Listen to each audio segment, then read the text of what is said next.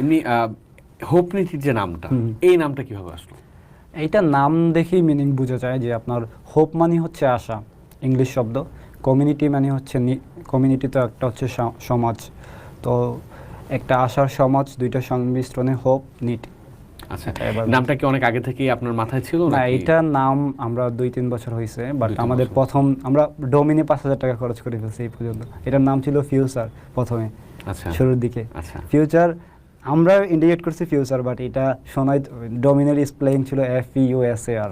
আমাদের প্রেজেন্টেশন সব কিছুতে এখনও ফিউচার আসছিল, কিছু প্রেজেন্টেশনে ওইগুলো আমরা চেঞ্জ করছি। তো আমরা কিন্তু ওই পিচ ডেক সব কিছু এগুলো আগে থেকেই কাজ করতেছি, ওইগুলো ইমপ্রুভমেন্ট আসতেছে। আমরা পুরো সোশ্যাল মিডিয়া ইন্ডাস্ট্রি এবং এই ইকোসিস্টেমের যত সোশ্যাল মিডিয়া আছে তাদের আমাদের প্রচুর পরিমাণ রিচার্জ আছে, তারা কিভাবে আসলো, কিভাবে কি আমরা একটা বিকল্প যখন তৈরি করতেছি আমরা ওইভাবে প্রিপেয়ার হয়ে আসছি। এবং এটা তারা যেভাবে করতেছে আমরা ইনশাল্লাহ তার থেকে বেটার, কারণ যেখানে আপনার ভীষণ ঠিক আছে, আপনার ভীষণ ইউজার অ্যালাইন এবং এটা একটা সত্যের পথে কাজ করতেছে এবং ইউজারই আপনার শক্তি।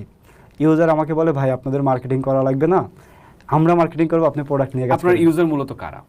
আমার ইউজার হচ্ছে যে বাংলাদেশি জেনজি এবং ইয়ং পিপল, যারা একটা বেটার সোশ্যাল মিডিয়া খুঁজতেছে, যারা আমাদের কথাগুলোর ভীষণে দেখতেছে এবং আমাদের অ্যাপ দেখার পরে বুঝতেছে যে না এটা আসলেই ভালো কিছু করবে এবং আমাদের গোলটা তারা বুঝে মানে আমরা যেটা বুঝাইতে চাইছি তারা এটা ইজিলি বুঝে ফেলছে। আমি একটু আগে সোশ্যাল মিডিয়াতে দেখছিলাম, মানে আপনার হোপনীতি অ্যাপটাতে, আপনার আইডিতে আমি ঢুকলাম, আপনি ওখানে পোস্ট করেছেন যে ফিলিপিন্স থেকে প্রথম ইউজার।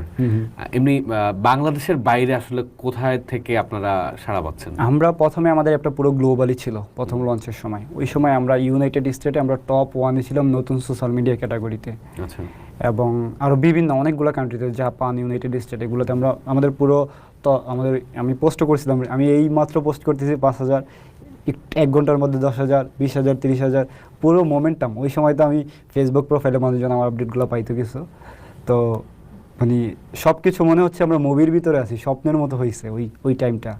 তো ইউনাইটেড স্টেটে আমাদের বর্তমানে প্রায় 20,000 না হয় 24,000 এরকম কিছু দেখছি, ওইটা আরও বেশি হইতে পারে। আমি প্লে স্টোরটা দেখছি, তো প্লে স্টোরে ইনসাইটগুলো সবসময় কারেক্ট থাকে না রিয়েল টাইম।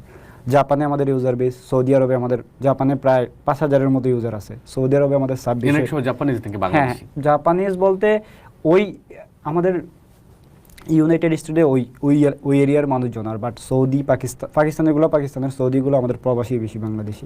জাপানেও অনেক প্রবাসী, যাদের পোস্টগুলো আমার সামনে আসছে কিছু হচ্ছে যে নেটিভ জার্মানি নেটিভ জাপানি ল্যাঙ্গুয়েজে ক্যাপশন আসছে এবং তাদের